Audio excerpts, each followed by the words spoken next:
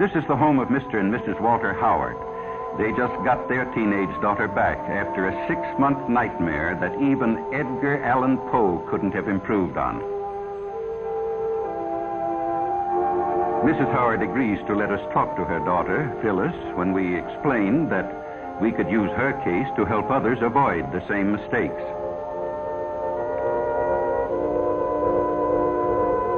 This is Phyllis as she looked 6 months ago, a senior in high school, pretty as a picture.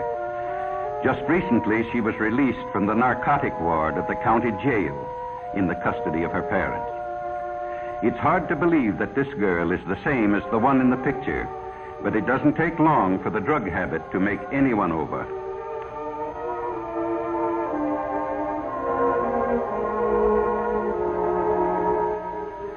Phyllis wasn't anxious to talk about her experiences with dope, but she could see how her story might be used to help others, and she began to talk.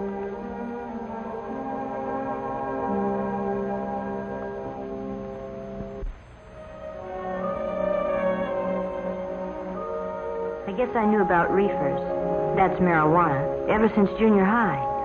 Some of the boys smoked them, the ones who couldn't get along, who were afraid of everything. You know, the ones with no backbone.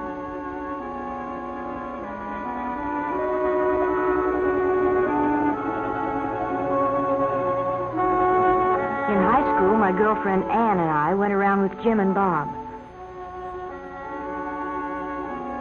They both smoked pot. You feel like you're the biggest person in the world.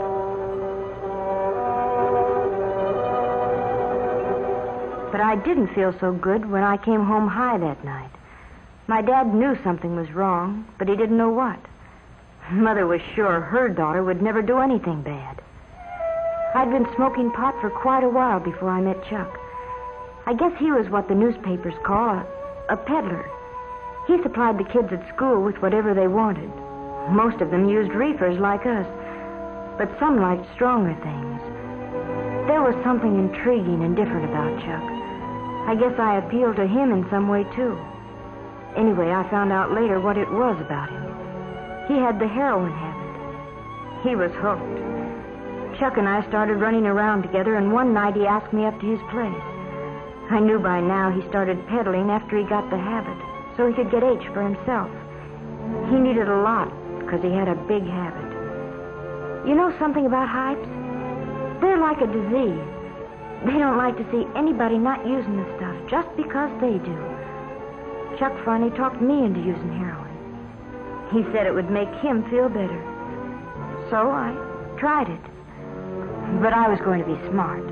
Just take it or leave it. Nothing was going to happen to me. But before I knew it, I was hooked. Bad. I had a heroin habit as big as Chuck. I hadn't been home in weeks. Oh, Chuck and I were married, but it didn't matter very much. Nothing does. Not when you're on H. All you think about day and night is dope. How much you've got, where to get more, what you'll do if you can't get it. And then they'd got Chuck. They had to eventually, I knew that, but it didn't matter much. Nothing did except H. All of a sudden it hit me. If Chuck had seen the cops coming, he might have got rid of our supply.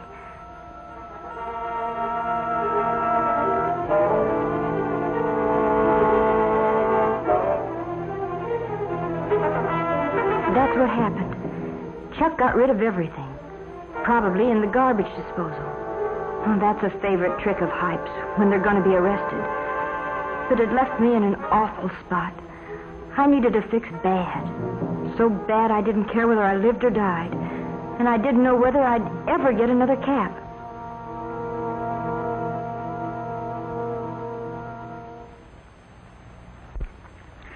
In the meantime, Phyllis's parents had nearly gone crazy. They hadn't seen or heard from their daughter in months.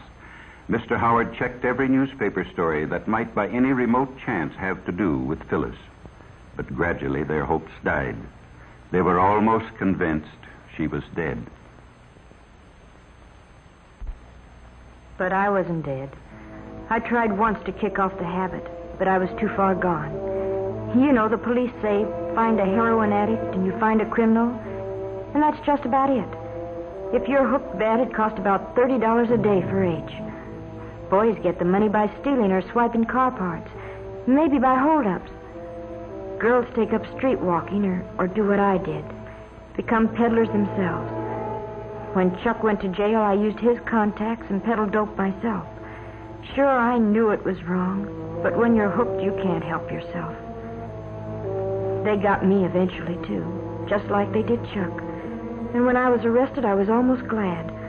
I told them I wanted help. I wanted to try and kick it off. It was horrible.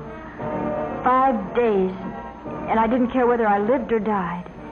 It feels like your skin is being torn right off you, and then you ache all over and get sick and you can't breathe. Your nose runs and you have a high fever, and then you pass out, but when you wake up, it starts all over again. 5 days. But I was lucky. I kicked it off, and I've never used dope since. Maybe what happened to me will keep it from happening to somebody else.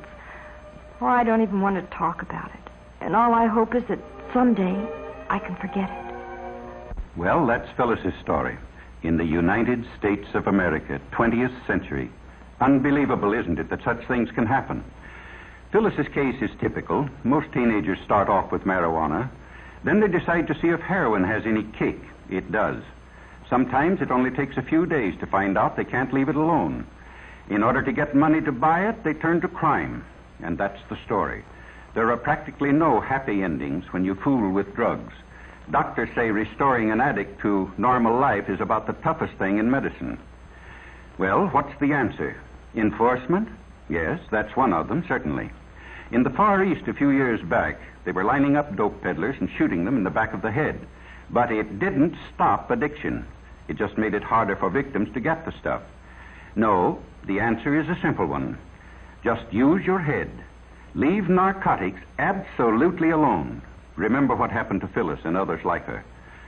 But why not show everybody, including ourselves, that young American men and women have too much intelligence to make such a stupid, ghastly, tragic mistake? Let's make tomorrow's headlines read like this.